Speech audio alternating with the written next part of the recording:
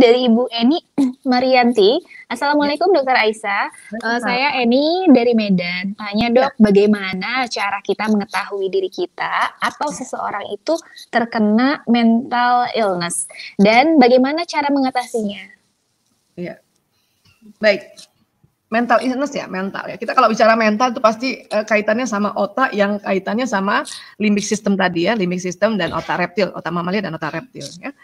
Jadi ya kalau kita tahu bahwa kita terkena penyakit mental, itu berarti perasaan kita jarang di sini nih. Keseringan di sini, bahkan dia makin turun. Kebanyakan di sini nih. Ya. Takut, sedih, takut, sedih, takut, sedih. Ya. Udah diajarin istighfar, astagfirullahaladzim. Tapi nggak berulang-ulang, ini cuma sampai takut. Dia turun lagi sedih. Bahkan bisa ke sini, itu tadi.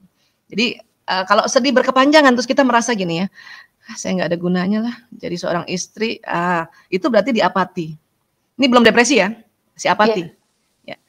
Tapi ini apati ini kalau kelamaan dia turun ke bawah, namanya depresi. Kalau apati ini, dia masih jenis emosi yang ada di otak kita, di limbic system, memang ada di situ.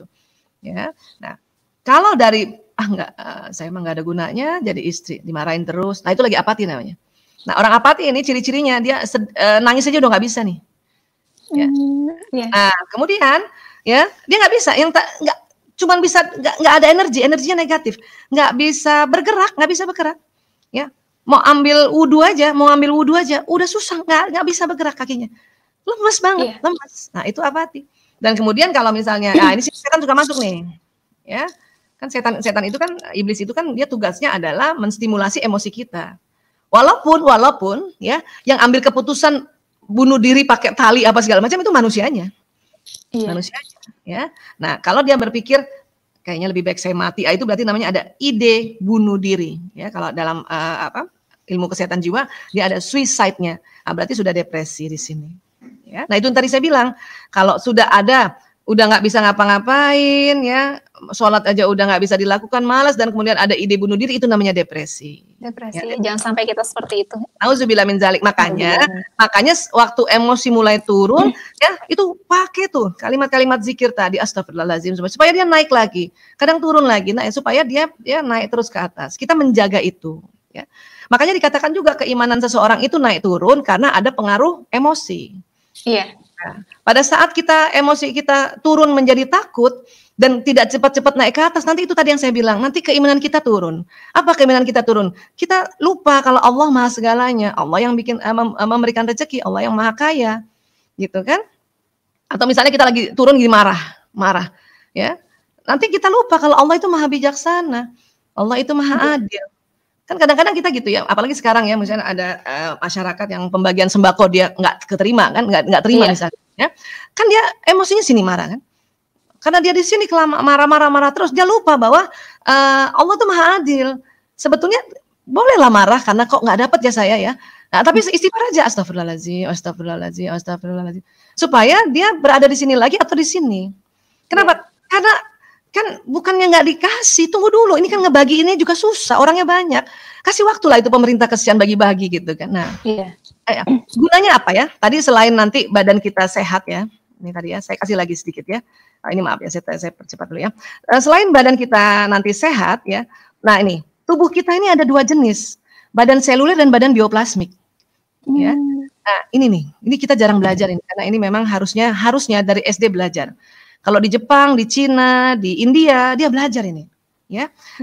Jadi ada sinyal yang keluar dari tubuh manusia, ada gelombang elektromagnetik, ya. Kayak persis gadget. Padahal gadget itu dulu waktu diciptakan itu terinspirasi tubuhnya manusia. Artinya, kalau kita sedang marah, nggak cepat-cepat istighfar, selain sudah ngerusak badan, ya, marah itu akan didorong oleh bioplasmik terbroadcast ke alam semesta itu, ya. Nah, apa yang terjadi? Pasti lingkungannya udah nggak enak. Kita kalau duduk di sebuah pertemuan, terus yang tadinya kita enak duduknya, terus tiba-tiba kok perasaan aku nggak enak ya, itu bisa jadi di sampingnya ada orang marah itu atau orang sedih. Ya, karena berpancar, walaupun dia nggak ngomong, berpancar. Jadi begitu ya? Nah, nggak ganggu kan? Nah, kemudian apalagi bahayanya? Badan bioplasmik, sinyal ini punya sifat magnet, dia menarik. Narik apa? Narik peristiwa, narik kejadian. narik barang, narik orang. Artinya, kalau kita marah, nggak cepat-cepat istighfar, marah itu keluar ke alam semesta, di broadcast, dan ditarik peristiwa yang tambah bikin kita marah. Ditarik kejadian yang tambah kita bikin marah. Dan akan menarik orang yang orang itu bikin kita marah. Itu bahayanya kalau nggak cepat-cepat kita rilis emosi itu dengan istighfar untuk selalu naik ke atas. Nah, tapi kalau kita kan misalnya nggak diterima ya, kita nggak terima sembako misalnya ya. Iya. Memang ada marah kan? Lah kok aku nggak dapat ya? Padahal aku dari tadi nih ngantri. Nah terus kita istighfar kan, astagfirullahaladzim, astagfirullahaladzim. Akhirnya kita naik levelnya tadi menjadi acceptance, menerima. Nah, baru nanti otak kita tuh baru dikasih ingat tuh yang otak di prefrontalnya yang paling depan, sabar kan gitu kan, sabar, tenang, mungkin dapat ya, mungkin besok gitu ya. Nah orang yang tadi bersyukur tadi ya, itu juga nanti badan bioplasmik membroadcast pesan acceptance tadi. Nah karena dia bersyukur, menerima, dia juga akan menarik peristiwa yang membuat dia tambah bersyukur. Makanya dikatakan kalau orang yang bersyukur itu akan nikmat-nikmat akan ditarik. Kenapa? Karena ada badan ini. Dan orang yang kufur nikmat itu akan menarik bencana juga. Itulah makanya mengapa kita selalu pakai ya apa yang Allah ajarkan, ya istighfar, ya tahlil, la haula wala quwata illa billah, atau ya Allah ya Allah ya Allah ya Allah ya Allah gitu ya. Kan itu Allah samad semuanya ya. Itu supaya naik level kita di emosi yang zona ikhlas tadi, agar hidup kita semakin penuh anugerah gitu. Nah, permainan level tadi, naik turun tangga, inilah yang harus kita tahu, kemudian meningkat jadi kesadaran, sehingga kita langsung bisa manage itu, mental kita, emosi kita itu. Gitu. Ya, sehingga mental kita juga menjadi sehat ya.